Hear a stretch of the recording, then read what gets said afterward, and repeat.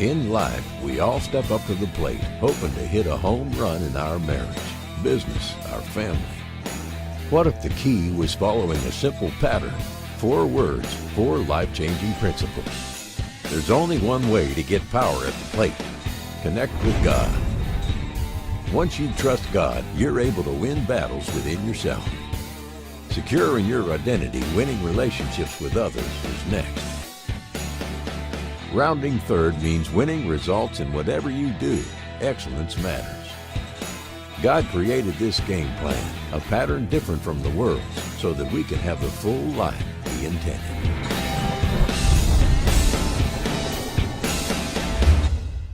This series of messages is inspired by a book I came across by a pastor named Kevin Myers. He's the pastor at 12 Stones Church in Georgia.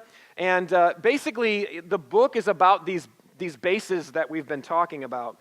So the theme or the title of this message series is Home Run Life. Because all of us want to hit a home run, right? We all want to be successful in our life and in business and in relationships and our spiritual life. And so as we go through this 4-week message, each week we're going to talk about a different base that we're going to be going around. So the first week, last week, we talked about home plate. And at home plate, we talked about how we need to win dependence, how we need to learn to be dependent on God. And in doing that, what happens at home plate? You have to connect with the ball in order to advance. Now, I know you can walk, but just the analogy breaks down a little bit. But you connect with the ball, and then you advance. And so for us, to connect with God means we need to depend on Him. And so today, we're going to talk about first base. First base is where we win within. And what we're talking about here is about our character, who we are on the inside and the decisions that we make. Now, in 1998, Major League Baseball drew a great deal of attention to itself through a home run chase that took place between Mark McGwire and Sammy Sosa. Do you remember this? Even if you were not into baseball, and I know a lot of people in St. Louis are into baseball, but even if you were not into baseball, you know that in 1998 there was it was just electric. All the time on the news, national news, in the evening, you would find, how many home runs did they hit today? Where is the count today? Both of these players ended up breaking a long-standing record by Roger Maris. His record was 61 home runs. Now, when the season ended, Mark McGwire ended up winning the race with 70 home runs, and Sammy Sosa followed close behind with 66 home runs. So, again, even if you weren't into baseball, you heard about this. It was all over the place. These two guys, in the midst of this home run race, brought a lot of attention back to the sport. Major League Baseball even used it to promote itself. But at what cost did this take place? Baseball had one of its most popular seasons, and in the surrounding years, there was a great deal of attention, but it was followed then by some of its greatest embarrassments. Both Mark McGwire and Sammy Sosa have been linked with the use of performance-enhancing drugs during that season. And that was just kind of the beginning. There was all sorts of investigations that took place. Congress got involved. There were congressional hearings about this even. Of the 13 players in 1998 who hit 40 or more home runs, there were 13 players who hit 40 or more home runs. 8 of them have now been linked to the use of performance-enhancing drugs. So these guys did so much for the sport, but in many ways, they lost themselves in the process. Today, we're talking about character. And character problems are like sinkholes. Sinkholes are those parts of the ground that just open up, and there's just a big gaping hole there. The thing about sinkholes, the amazing thing about them is that a moment before the sinkhole opens, you don't even know it's there. Everything looks fine, and I think that's kind of what happened with Sosa and McGwire. Everybody got caught up in the race and how great it was and all this excitement and baseball's coming back and this is great, but then the sinkhole opened. Then the truth came out and they were swallowed up by it.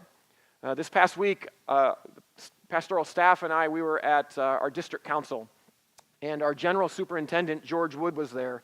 And he said this quote, and I knew what I was going to be talking about today. I was like, oh, I get to use this in my message. He said this, George Wood, our general superintendent of the Assemblies of God, said, charisma without character leads to catastrophe. Charisma without character leads to catastrophe. And good character creates an invisible foundation for us upon which we can build our life. We can build relationships. We can build our career. We can find our purpose when we have that invisible foundation of character. Each week of this series, we're looking at the life of a man named Joseph. We find his story in the book of Genesis. Last week, we saw that Joseph had to win dependence on God. So what we see in chapter 37 is that God gave Joseph a dream. And this dream was that he was going to rule over his family. And it was kind of a bizarre dream that he had.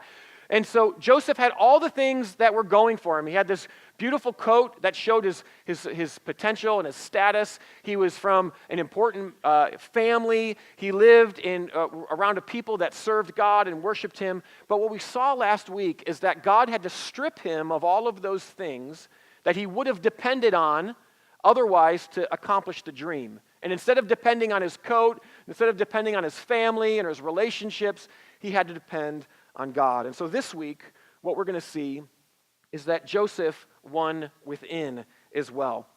If you remember last week at the end of the chapter, we see Joseph being sold into slavery by his brothers. And then those slavers take him and they sell him into slavery again in Egypt. In Genesis chapter 39, we find Joseph in the house of a powerful man named Potiphar. Potiphar is the captain of the guard, and we're told that the Lord was with Joseph and that he caused Joseph to prosper. In fact, Joseph is so successful, he's so prosperous because of God's blessing that he's put in charge of everything in Potiphar's house. We find this in verse 6. So Potiphar left everything he had in Joseph's care.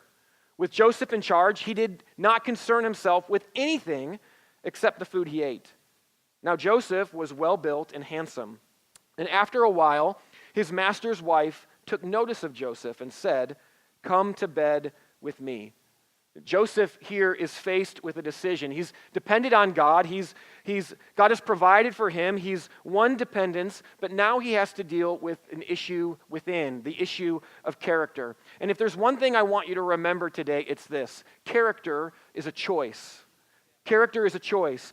And so what we see in the next several verses here is an example to us. What we see is that Joseph shows us how to win within. He shows us how to avoid temptation and to come out victorious, and how we can be safe at first base. And it starts with a thoughtful perspective.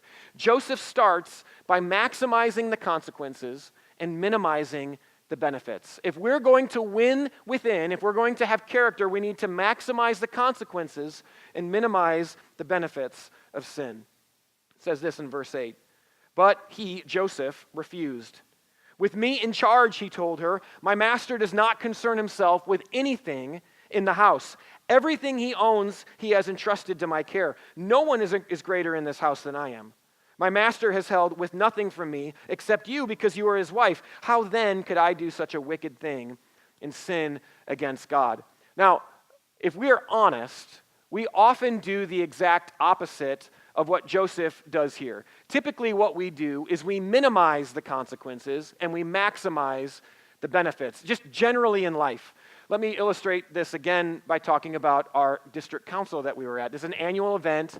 Ministers from all over our state get together, and we have powerful times in our services, powerful times of prayer and worship and hearing God's word preached, but we also have great times of fellowship. Our former pastor, Phil Schneider, he is here today, and you know him.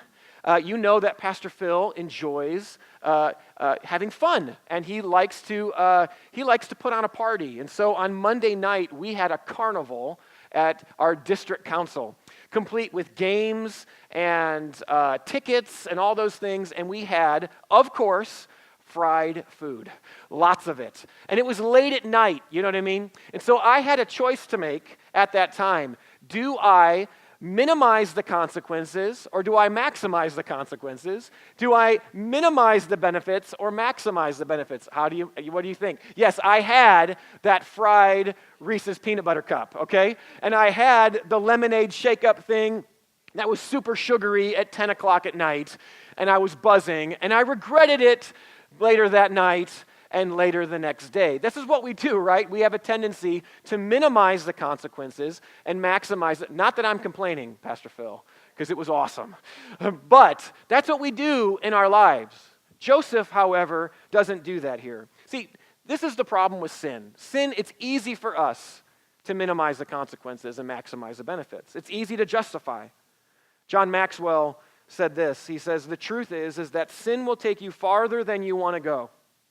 It will keep you longer than you want to stay, and it will cost you more than you want to pay. So we need to take time to think about the consequences and the benefits, and really the benefits are few to none when it comes to sin. Let's look at Joseph's response here. Look at what he says. He doesn't just simply decline. He doesn't just simply say, no, not today. No, he has a multi-reasoned response. First, he says to her, I can't do this because it's an abuse of trust. He says, your husband has entrusted everything to me. I can't break that trust. Secondly, he says, I can't do this because this would be an offense against your husband. He goes, you're married. This would be improper. And third, he says, this would be a sin against God. It's bigger than my desire or your desire. He says, to do this would cause harm to my relationship with him.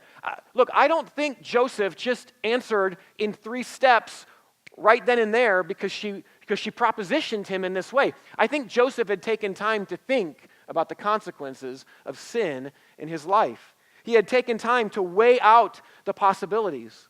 So at the end of our service today, I want to encourage each of you to do the same, to take some time to think about sin.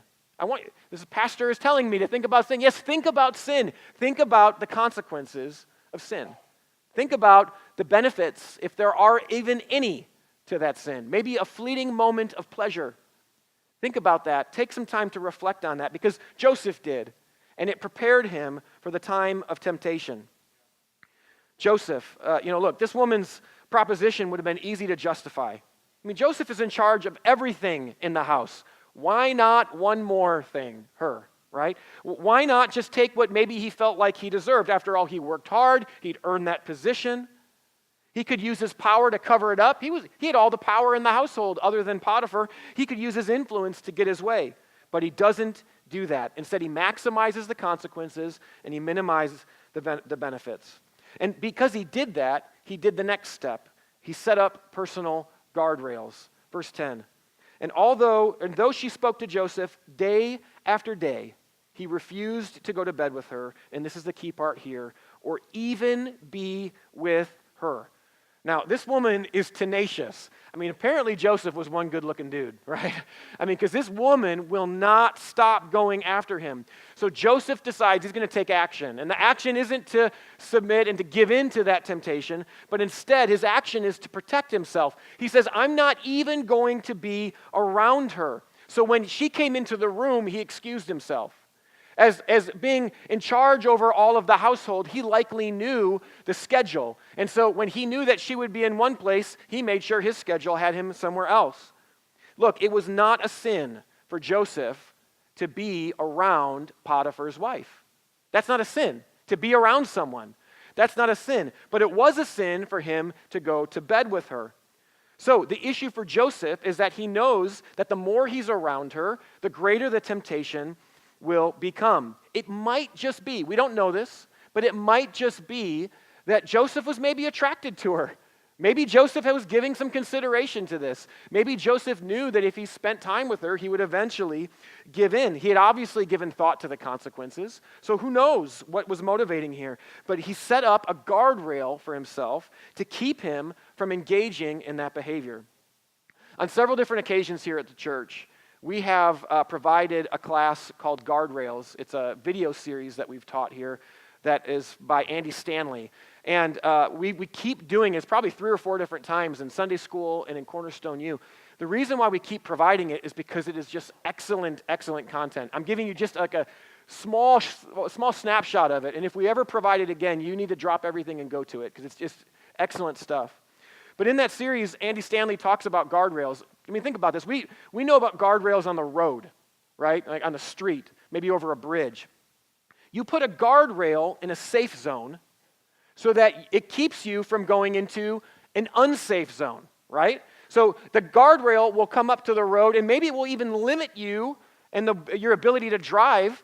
But what it does is it's in a safe zone to keep you from going into a dangerous zone. And so a personal guardrail is a standard of behavior. It's something that you choose that becomes a matter of conscience. This is what Joseph did. Because again, it was not a sin for him to be around her, but he set that up as the guardrail.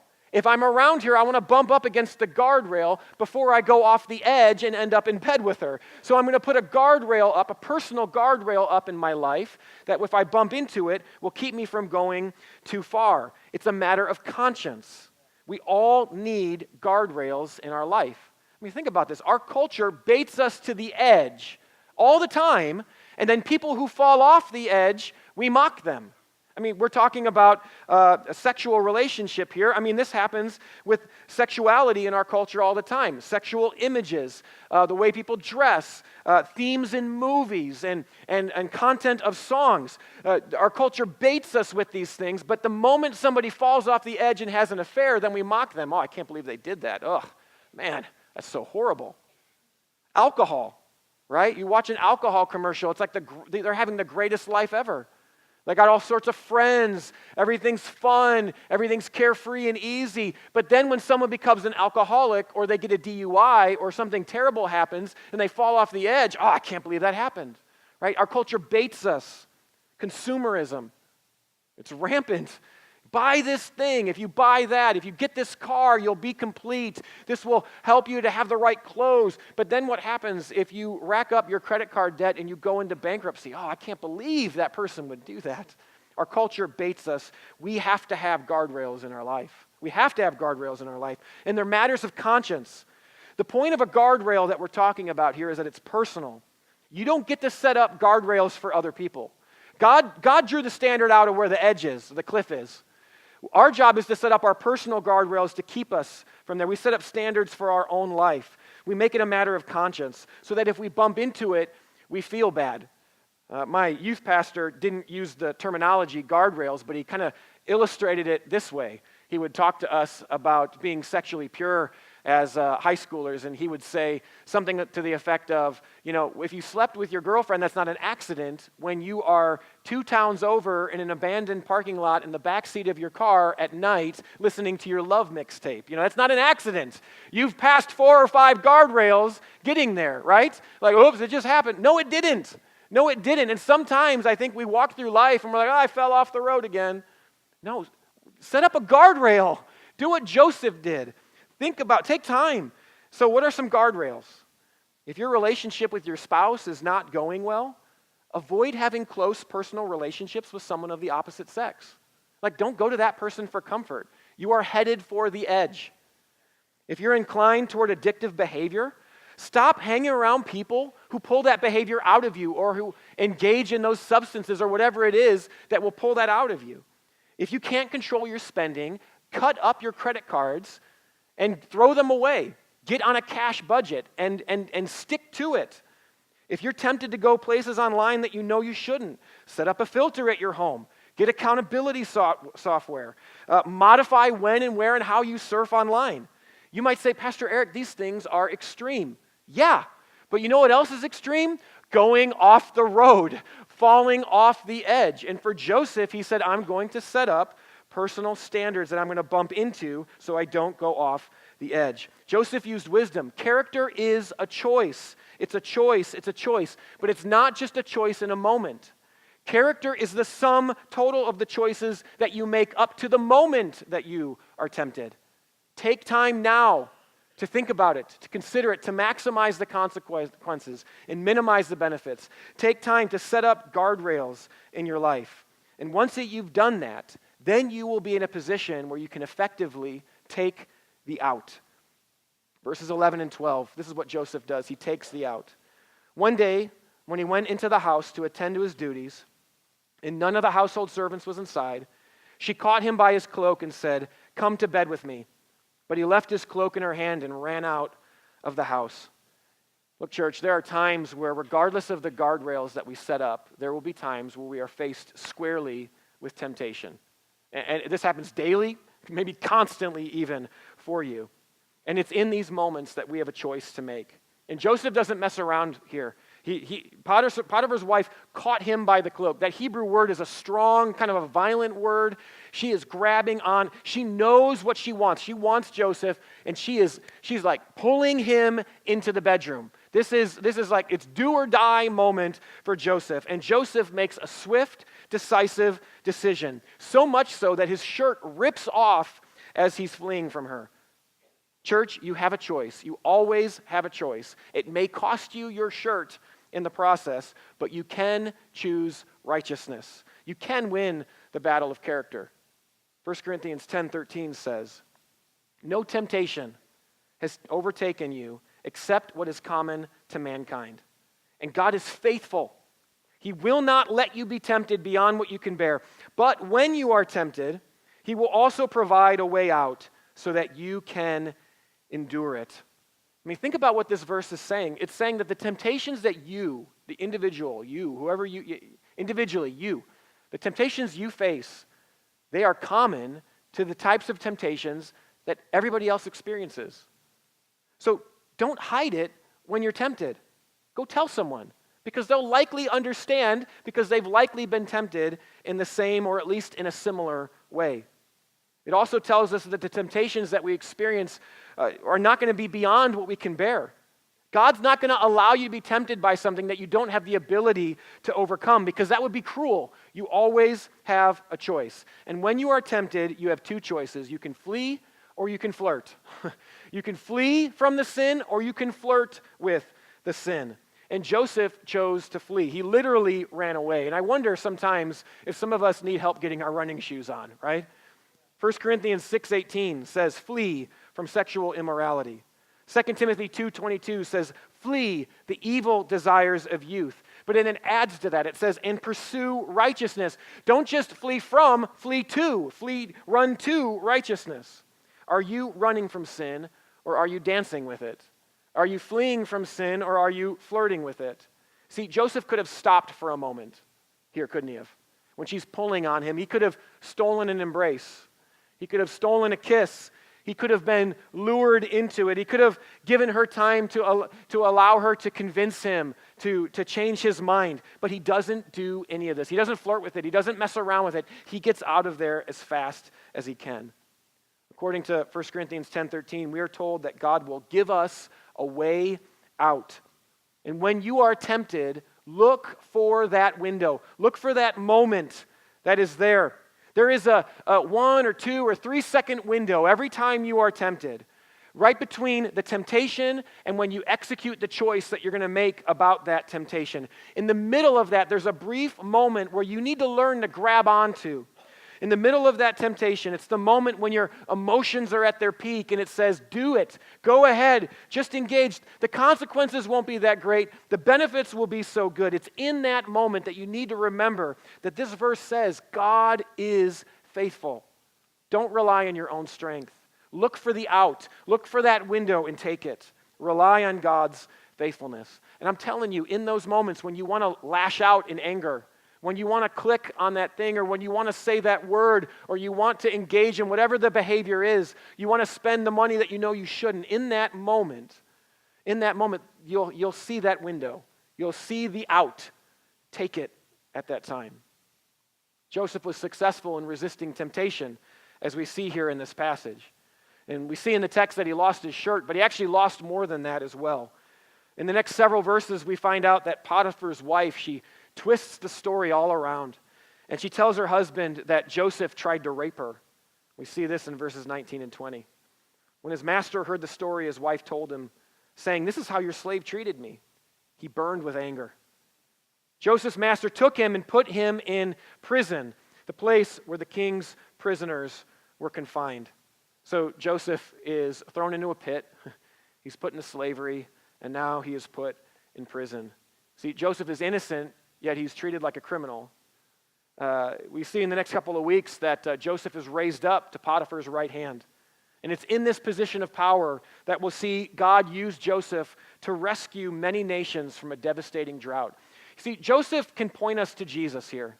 There are some things that happen in Joseph's story that remind us and point to what happened with Jesus. You see, Joseph resisted one temptation, but Jesus resisted all temptation. Joseph's faithfulness led him to punishment in prison, but Jesus' mission led him to punishment on the cross. Joseph was raised to Pharaoh's right hand, where he was instrumental in providing food for people during a drought, but Jesus was raised from the dead and to the right hand of God the Father in order to provide us with new life and relationship with him. Church, character is a choice. And we have a responsibility to win within. We thank God that he sent his son Jesus to win the ultimate fight against sin on our behalf. We are made righteous because of the work of Jesus on the cross. Jesus came to live the life we couldn't live. He died the death that we deserved so we could experience the blessing that we didn't earn. And once we've entered into that, once we've experienced that forgiveness at salvation, then we have a responsibility to make the decision, do we flee or do we flirt? So I have two responses for us today. If you're here today and you're not a believer, and you're not a Christian, maybe you're new to church, maybe you've been coming here for a few weeks, perhaps you're just new to this whole church thing and you've never made a commitment to follow after Jesus. I want to encourage you today first, choose to trust Jesus for your salvation. If you're trying to work your way into God's good graces, that's not going to work. The only way we find salvation is through Christ. And in Romans 10:9 it says, if you declare with your mouth Jesus is Lord and believe in your heart that God raised him from the dead, you will be saved. And so today, if you're not a believer, but you want to be, it starts by declaring with your mouth and believing in your heart. And so I'm going to give you an opportunity to respond in just a moment. We're going to pray. I'll have everybody's eyes closed. I'll give you an opportunity to raise your hand, and I'll say a word of prayer for you. But if you're a believer in the room, and you've experienced God's forgiveness at salvation, you've experienced the new life that happens when you enter into relationship with him, but yet we still live in this broken world with temptation. Today, I want to encourage you to choose to flee and not flirt when tempted. To flee and not flirt. And the way you do that is by taking time to consider the consequences and the benefits, by taking time to set up guardrails in your life. And so in a moment, as we move to our time of response, as we sing just a couple more songs, I want to encourage you, if you're a believer in the room, to take time to consider what guardrails you need to set up. This is a message for everybody in the room here today. We all need guardrails in our life. What are the things that you need to set up to avoid behaviors? Maybe you keep falling off the edge. What is it that will help you prevent you? It might be talking to someone today about something that's going on in your life. It might be changing your habits or behaviors or your schedule. But let's be the kind of people that choose to flee and not flirt. Would you pray with me today?